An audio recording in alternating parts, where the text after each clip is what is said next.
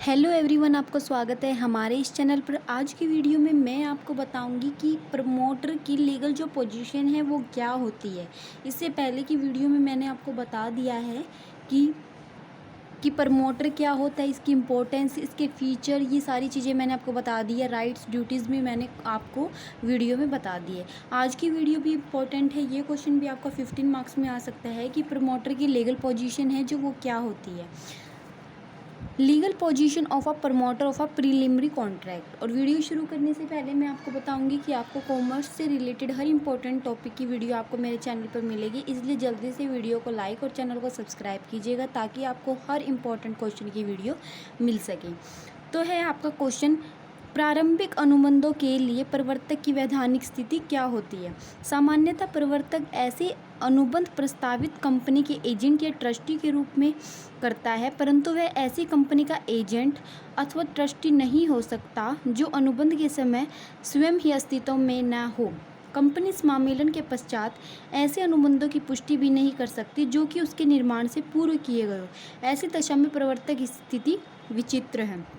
जब कंपनी अस्तित्व में आ जाती है, मेन लाइन आपको सिर्फ मेन लाइन लिखनी होती है, पूरा पैराग्राफ आपको नहीं लिखना होता। जब कंपनी अस्तित्व में आ जाती है तो वह प्रारंभिक अनुबंधों द्वारा बाध्य नहीं है। जो प्रारंभ में, जो शुरू में कंपनी शुरू करने से पहले अनुबंध किए गए थे, उसके लिए कंपनी बाध्य नहीं है, भले ही कंपनी ने उसकी ओर से किए गए अनुबंधों का लाभ उठाया हो। इस संबंध में English and colonial produce company limited का एक महत्वपूर्ण निर्णय इस प्रकार है। एक वकील ने कंपनी की रजिस्ट्री कराने के लिए कंपनी के पार्षद सीमानियम और पार्षद अंतर्नियमों को तैयार किया और आवश्यक फीस तथा खर्चों का भुगतान किया। जो एक कंपनी थी, एक वकील था, उसने क्या किया, एक कंपनी के पार्षद सीमानियम और पार्षद अंतर्नियमों को भी तैयार कर लिया और जितनी फीस थी, जितने खर्चे थे, उनका भी भुगतान उसने कर दिया। उसने यह कार्य उन व्यक्तियों के आदेश पर किया जो समामेलन के बाद कंपनी के संचालक बने। ठीक है, कंपनी के समापन पर उसने फीस तथा खर्चे की राशि की मांग की। न्यायालय ने यह निर्णय लिया कि वकील के कार्य का लाभ उठाने के बावजूद भी कंपनी का उस खर्चों आदि का भुगतान करने का कोई दायित्व नहीं। मतलब कंपनी शुरू होने से पहले अगर प्रवर्तक ने कोई खर्चे किए हैं तो वो क्या है, उसके लिए दावा नहीं कर सकता, कंपनी से वो भुगतान प्राप्त नहीं कर सकता कि हाँ मैंने प्रारंभिक खर्चे किए थे तो आप मुझको उसका भुगतान करो। ठीक है, इसके लिए कंपनी बाध्य नहीं है अगर किसी प्रवर्तक ने कंपनी शुरू होने से पहले कोई भी खर्चा किया है तो। ठीक है, ये उसकी लीगल पोजीशन के बारे में बताया गया है।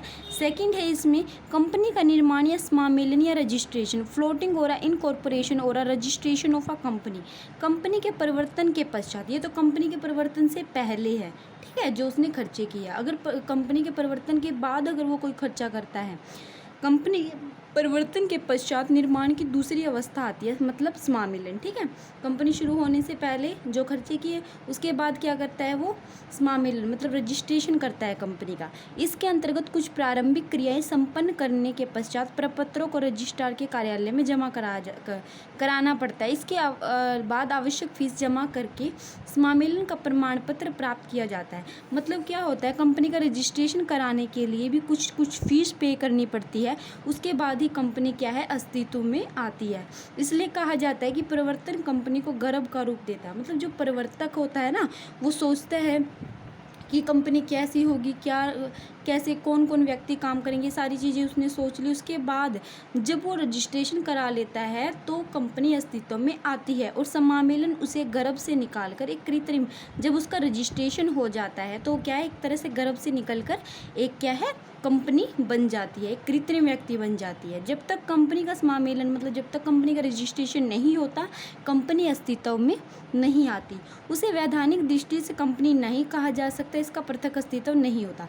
जब तक कंपनी का रजिस्ट्रेशन नहीं होता, उसको वैधानिक अस्तित्व नहीं प्राप्त होता और वैधानिक दृष्टि से वो कंपनी नहीं मानी जाती। जब उसका रजिस्ट्रेशन हो जाता है तो वो अस्तित्व में आ जाती है और वो एक कृत्रिम व्यक्ति बन जाती है। उसके बाद है, एक कंपनी को समामेलन की विधि को निम्नलिखित भागों में विभाजित किया जा सकता है। मतलब कुछ स्टेजेस है, इन स्टेजेस में क्या है, उसको समामेलन कराना पड़ता है। प्रीलिमिनरी एक्टिविटीज़, प्रारंभिक क्रियाएं। प्रारंभिक क्रियाओं में उसको क्या क्या करना पड़ता है। पहले है पंजीकृत कार्यालय। सबसे पहले यह निश्चित किया जाता है कि प्रस्तावित कंपनी का मुख्य कार्यस्थान किस राज्य में होगा। सबसे पहले यही सोचना है ना कि जो हम अपनी कंपनी स्टार्ट करेंगे वो कंपनी कहाँ स्टार्ट करेंगे। ठीक है, किस राज्य में स्टार्ट करेंगे, यह निर्णय कंपनी के प्रवर्तकों द्वारा किया जाता है। मतलब जिसके दिमाग में कंपनी स्टार्ट करने की बात आई कि हाँ मुझे कंपनी स्टार्ट करनी है, वही सोचेगा ना कि उसका वो जो कंपनी मुझे स्थापित करनी है वो मैं कहाँ स्थापित करूँ, किस राज्य में करूँ।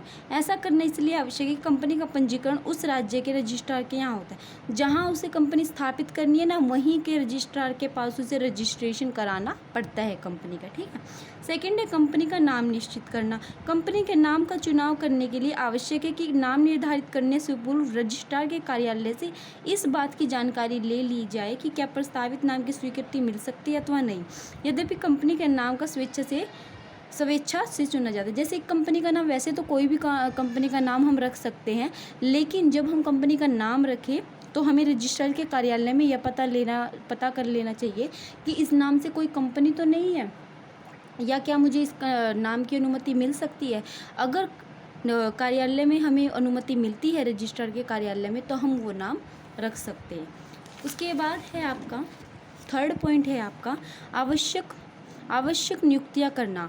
उसके बाद हम क्या करते हैं, अभिगोपक, दलाल, बैंकर्स, कानूनी सलाहकार आदि की क्या करते हैं, नियुक्ति करते हैं। उसके बाद प्रमुख प्रलेख तैयार करना। कंपनी पार्षद सीमा नियम और पार्षद अंतर नियम तैयार कराती है। उसके बाद रजिस्ट्रार के पास हम प्रार्थना पत्र भेजते हैं कि हमें कंपनी स्टार्ट करने की अनुमति दे। ठीक है। उसके बाद सेकंड पॉइंट है आपका रजिस्ट्रार के यहाँ प्रस्तुत किए जाने वाले प्रलेख। कौन कौन से जो प्रलेख है आपको रजिस्ट्रार के वहाँ प्रस्तुत करने पड़ते हैं। पहला है पार्षद सीमा नियम। पार्षद सीमा नियम क्या है, ये एक अत्यंत महत्वपूर्ण प्रलेख है। किसी भी कंपनी का समामेलन पार्षद सीमा नियम के बिना नहीं हो सकता। पार्षद सीमा नियम क्या है, एक तरह से चार्टर है, वह अधिनियम के अधीन कंपनी के उद्देश्यों, मतलब ऐसा प्रलेख जिसमें कंपनी का क्या है, कंपनी की नींव है एक तरह से रची जाती है, जिसमें कंपनी के उद्देश्यों को परिभाषित किया जाता है कि कंपनी किस उद्देश्य से स्थापित की गई है, उसको हम क्या कहते हैं, पार्षद सीमा नियम कहते हैं। और ये प्रलेख हमें कंपनी रजिस्ट्रार के पास क्या है, सम्मिलित करना पड़ता है। ठीक है। सेकंड है पार्षद अंतर नियम। इस प्रलेख में पार्षद सीमा नियम में, मतलब पार्षद सीमा नियम में तो हम देते हैं कि उद्देश्य क्या है कंपनी के, और पार्षद अंतर नियम में हम यह देखते हैं कि कंपनी के उद्देश्यों को किस तरीके से पूरा किया जाए। ठीक है। कैसे रिसोर्सेज का यूज़ करें, किन व्यक्तियों का यूज़ करें। ठीक है। उसका उल्लेख किस में दिया जाता है, पार्षद अंतर नियम में होता है। ये प्रलेख भी हमें क्या है, रजिस्ट्रार के पास प्रस्तुत करना होता है। थर्ड है कंपनी के रजिस्टर्ड कार्यालय की स्थान की सूची। मतलब 30 दिन के अंदर हमें क्या है, उसको रजिस्ट्रार के पास बताना पड़ता है कि हमारे कंपनी इस राज्य में स्थापित हो रही है। ठीक है। संचालकों की सूची। जिन जिन व्यक्तियों को हमने संचालक बनाया, उनका नाम, उनका पता, उन्होंने क्या क्या काम पहले कर रखा, कितना उनको एक्सपीरियंस है, इन सब बातों की सूची भी हमें क्या है, रजिस्ट्रार के कार्यालय में पहुंचानी पड़ती है। फिफ्थ पॉइंट है संचालकों की लिखित सहमति। मतलब संचालक, हाँ भाई हाँ मैं इस कंपनी में काम करना चाहता हूँ, उनको लिखित सहमति देनी होगी, और वो लिखित सहमति का पत्र भी हमें रजिस्ट्रार के कार्यालय में प्रस्तुत करना होगा। ठीक है। उसके बाद लास्ट पॉइंट है निर्धारित शुल्क देना। रजिस्ट्रेशन कराने के लिए क्या है, कुछ न कुछ शुल्क देना पड़ता है। जैसे उपयुक्त कार्रवाई पूरी हो जाने के पश्चात रजिस्ट्रार कंपनी के समामेलन संबंधी प्रलेखों का निरीक्षण और जांच करेगा और वह उसको उसमें शामिल करेगा। तो ये आज की आपकी